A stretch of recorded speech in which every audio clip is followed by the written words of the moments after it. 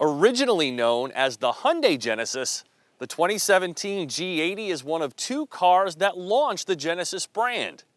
And now, 4 years later, it's been completely redesigned with new engine options and a thoroughly reworked interior.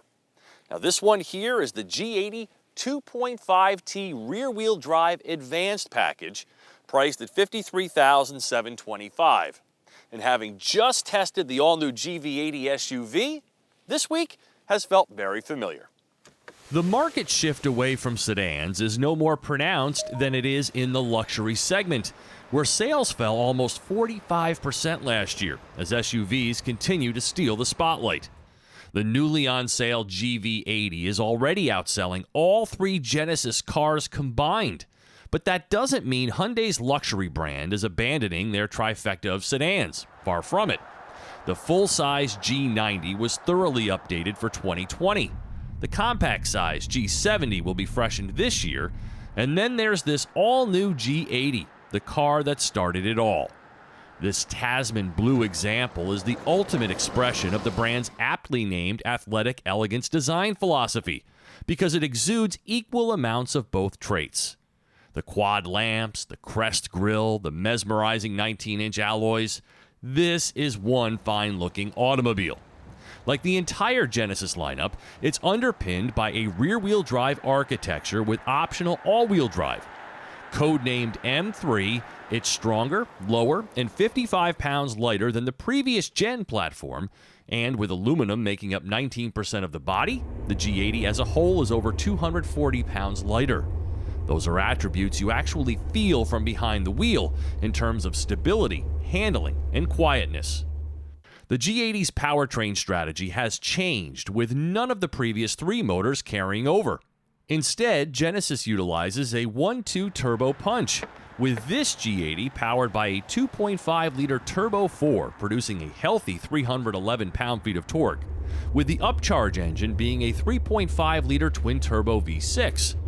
Both transmit their power via an 8-speed automatic, with this one receiving a more aggressive final drive, resulting in some unintended tire-squealing takeoffs.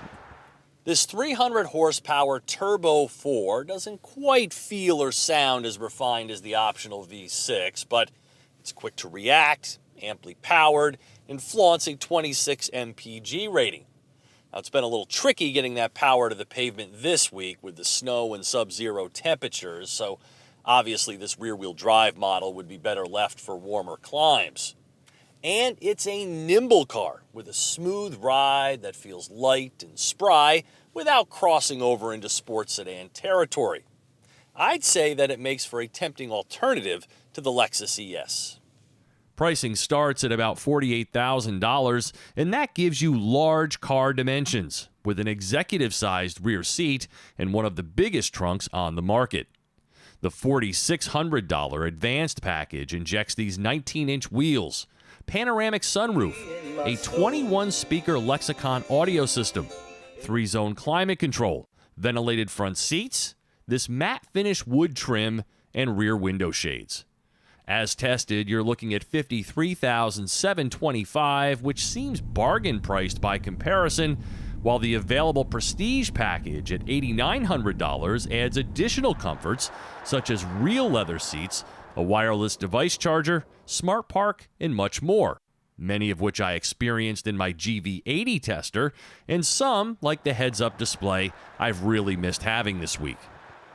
If you've already watched my GV80 review, then a lot of this is going to sound familiar, but just bear with me here. Now up here is a big, beautiful touchscreen, but as you can see, it's a bit of a reach from the driver's seat. So Genesis has included this gorgeous rotary controller down here on the center console with a concave touchpad set within. Now the problem is that it's just not very tactile, which makes it hard to spin, particularly with gloves on.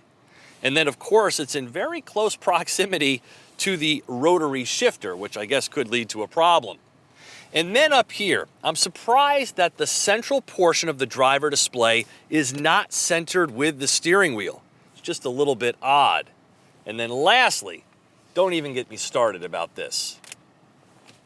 This doesn't really make any sense to me, but the base G80 gets the proximity sensor with the hands-free liftgate, while the advanced and prestige models still require you to press a button. There are a number of drive modes, and in sport, the G80 really hustles through the back roads, showing off its fun rear drive nature, with enhanced sounds to boot. But I'm curious as to why this one doesn't include the Smart Drive setting that automatically adapts to your driving style. The seating is very comfortable. The ambient lighting and sounds of nature settings are cool toys with which to play. And overall, its minimalist modern design is very appealing to the eye. This is a lot of car for the money, especially considering you get the highway driving assist feature, which isn't total hands-off driving, but it's much more so than competing systems. Considering its ample size, big style, and long list of content, Genesis is practically daring you to trade in your German badge. For TestDriveNow.com, I'm Steve Hammes.